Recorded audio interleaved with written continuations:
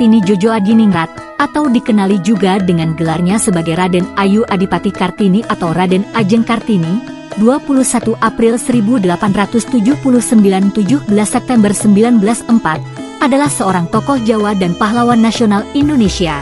1. Kartini adalah seorang pejuang kemerdekaan dan kedudukan kaumnya. Pada saat itu terutama wanita Jawa.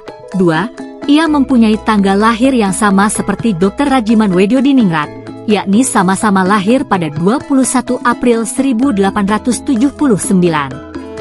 Ia dilahirkan dalam keluarga bangsawan Jawa di Hindia Belanda, sekarang Indonesia.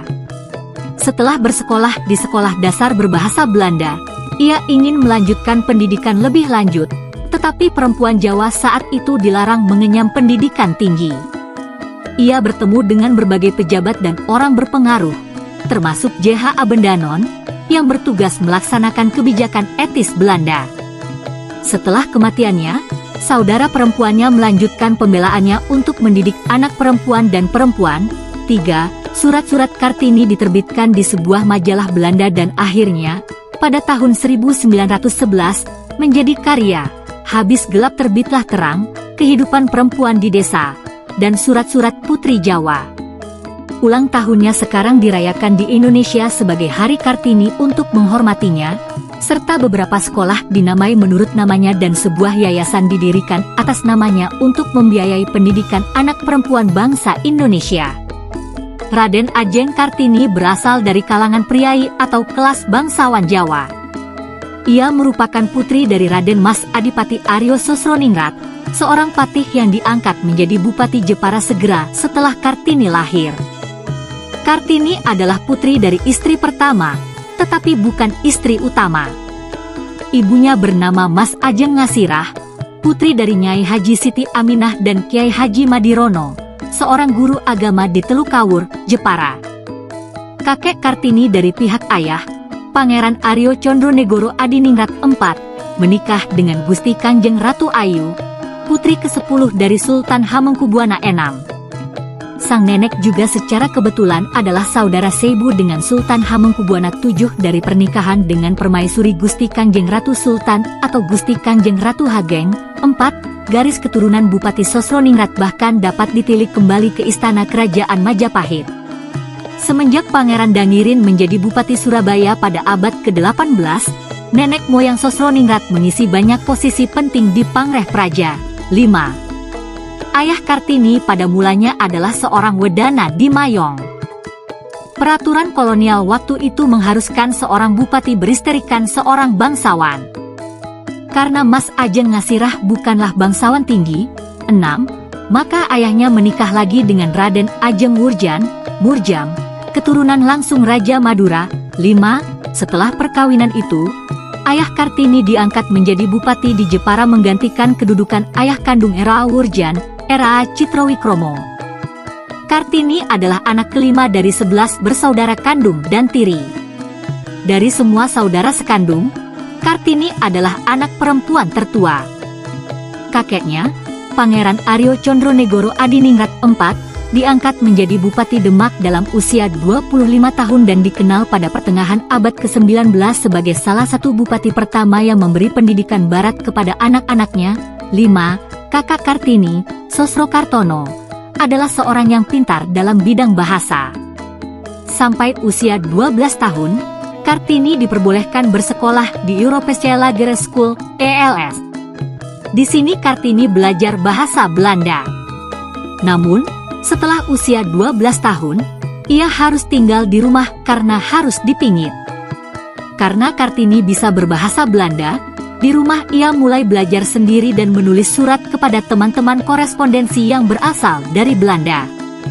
Salah satunya adalah Rosa Abendanon yang banyak mendukungnya. Dari buku-buku, koran, dan majalah Eropa, Kartini tertarik pada kemajuan berpikir perempuan Eropa. Timbul keinginannya untuk memajukan perempuan pribumi karena ia melihat bahwa perempuan pribumi berada pada status sosial yang rendah. Kartini banyak membaca surat kabar Semarang The Lokomotif yang diasuh Peter Broshoff. Ia juga menerima Les Rommel, paket majalah yang diedarkan toko buku kepada langganan.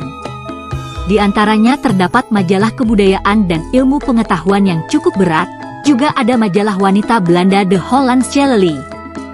Kartini pun kemudian beberapa kali mengirimkan tulisannya dan dimuat di The Hollands Jelly.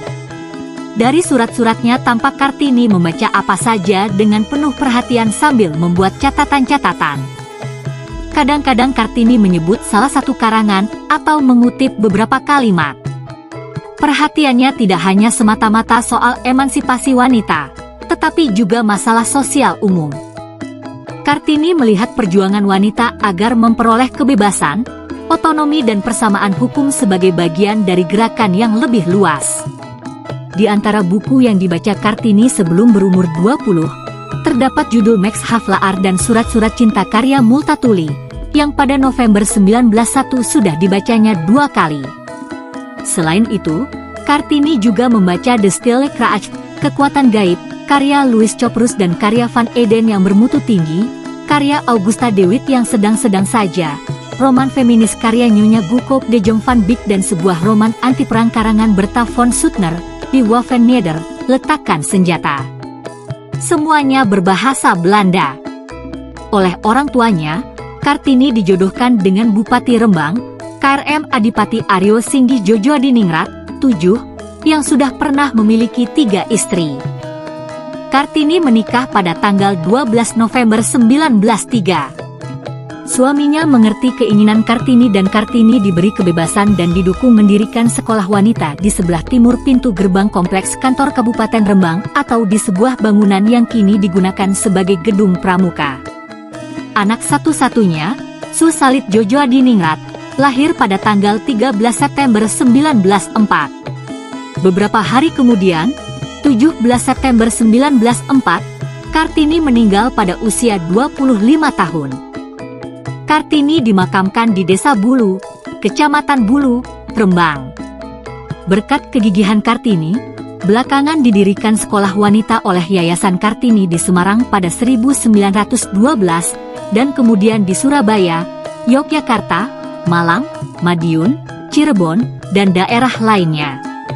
Nama sekolah tersebut adalah Sekolah Kartini. Yayasan Kartini ini didirikan oleh keluarga Van Deventer, seorang tokoh politik etis. Meski tidak sempat berbuat banyak untuk kemajuan bangsa dan tanah air, Kartini mengemukakan ide-ide pembaruan masyarakat yang melampaui zamannya melalui surat-suratnya yang bersejarah.